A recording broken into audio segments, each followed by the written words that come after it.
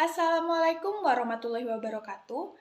Yang saya hormati Ibu Dr. Anda Yusra Dewi MPD dan Bapak Priyanto SPD MPD selaku dosen pengampu pada mata kuliah Media Pembelajaran Bahasa dan Sastra Indonesia berbasis IT pada hari ini. Serta yang saya banggakan teman-teman sekalian yang mengikuti perkuliahan kali ini melalui video YouTube ini. Pertama-tama, marilah kita panjatkan puji serta syukur kita kepada Allah Subhanahu wa Ta'ala karena telah memberikan rahmat kesehatan dan keselamatan hingga sekarang. Tak lupa sholawat beserta salam, semoga tetap tercurahkan kepada Nabi kita, Nabi besar Muhammad SAW. Adapun topik yang akan kami bahas kali ini yaitu mengenai memahami software untuk mengembangkan media pembelajaran berbasis komputer. Saya, Mahirotunisa, selaku moderator akan membimbing jalannya presentasi pada hari ini.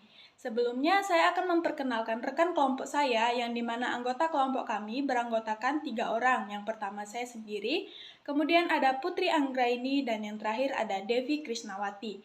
Baik, langsung saja kita masuk ke materinya. Untuk materi pertama akan dibacakan oleh Devi Krisnawati. Kepada Devi, saya persilahkan. Media pembelajaran. Menurut Rayandra 2011, media pembelajaran berperan sangat penting yaitu sebagai suatu sarana atau perangkat yang berfungsi sebagai perantara atau saluran dalam proses pembelajaran. Dan menurut Aywayan Santayasa, proses pembelajaran mengandung 5 komponen komunikasi, yakni guru, bahan pembelajaran, media pembelajaran, siswa, dan tujuan pembelajaran. Sedangkan bahan ajar adalah bahan atau materi ajar yang disusun secara sistematis yang digunakan guru dan siswa dalam proses pembelajaran atau menurut Paulina Panen dan Purwanto tahun 2001. Selanjutnya, media pembelajaran berbasis komputer. Menurut Priyanto tahun 2009, media pembelajaran berbasis komputer adalah suatu media belajar berisi program atau software pembelajaran yang bersifat interaktif, terdiri dari gabungan antara teks, gambar, grafis, sound, animasi, movie, audio, dan video yang dibuat dengan program aplikasi komputer dan diakses atau ditayangkan melalui bantuan komputer. Baik, itulah tadi pemaparan materi dari Devi Krisnawati. Kemudian, untuk materi selanjutnya akan dibacakan oleh Putri Anggraini. Kepada Putri, dipersilahkan. Software dapat diartikan sebagai susunan data-data digital yang telah didesain, disusun, didefinisikan, dan disimpan ke dalam suatu media sesuai dengan bahasa mesin, agar dapat dipergunakan untuk menerjemahkan perintah atau eksekusi-eksekusi yang diinginkan. Selanjutnya, berdasarkan fungsi, maka software dapat dikelompokkan menjadi 2, yaitu software sistem dan software aplikasi. Software sistem, software ini sering disebut pula sebagai software pendukung atau support software. Software atau program ini digunakan untuk mengontrol sumber daya komputer seperti CPU dan piranti masukan atau keluaran.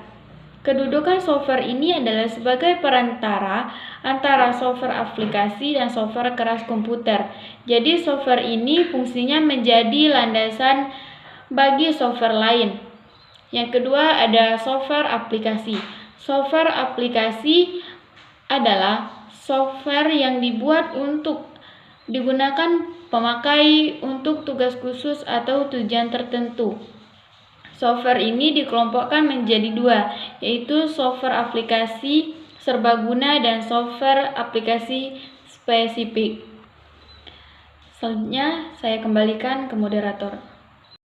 Baik, saya akan melanjutkan materi selanjutnya. Software yang dapat digunakan untuk pembuatan media pembelajaran dapat dikelompokkan menjadi beberapa kelompok.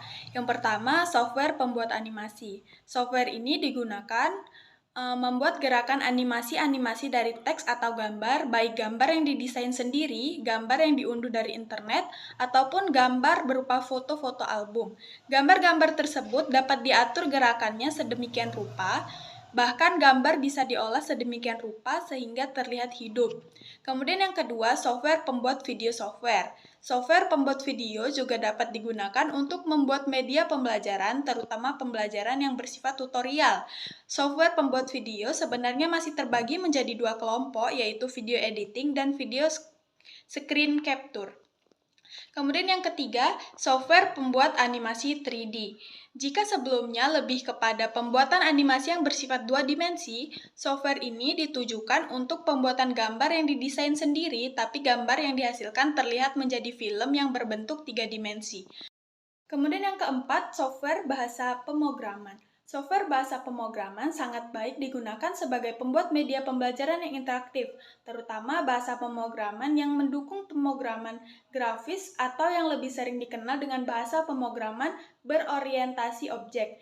Dengan bahasa pemrograman, media pembelajaran tidak hanya interaktif, tetapi lebih dari itu, media pembelajaran yang dihasilkan dapat mengerjakan perhitungan-perhitungan sehingga lebih bersifat simulasi.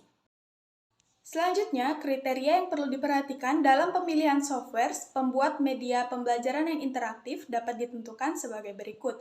Yang pertama, kontabilitas. Software memiliki kompatibilitas yang baik apabila dapat beroperasi tidak hanya pada satu spesifikasi komputer atau pada satu sistem operasi tertentu. Terdapat beberapa software yang harus berjalan pada komputer yang memiliki spesifikasi yang tinggi atau pada sistem operasi tertentu. Kemudian yang kedua, kehandalan. Kehandalan suatu software ditentukan apakah software dapat berjalan baik tanpa sering mengalami hang atau berhenti pada saat pengoperasian. Walaupun terjadi kesalahan yang dilakukan oleh pengguna saat pengoperasian, software yang tidak handal akan sangat mengganggu pengguna software dalam menghasilkan media pembelajaran. Kemudian yang ketiga, paket software terpadu dan mudah dieksekusi. Penginstalan software yang dikembangkan saat ini umumnya tidaklah terlalu rumit. Dengan satu klik, maka software sudah langsung terinstal tanpa perlu melakukan instalasi satu persatu. Icon shortcut secara otomatis akan muncul pada layar setelah proses instalasi selesai. Software semacam ini sangat membantu bagi pemula yang belum begitu paham penginstalan program.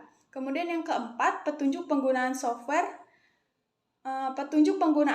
akan memudahkan pengguna dalam memahami software yang digunakan. Petunjuk-petunjuk ini dapat berupa petunjuk instalasi, troubleshooting, dan desain pemrograman.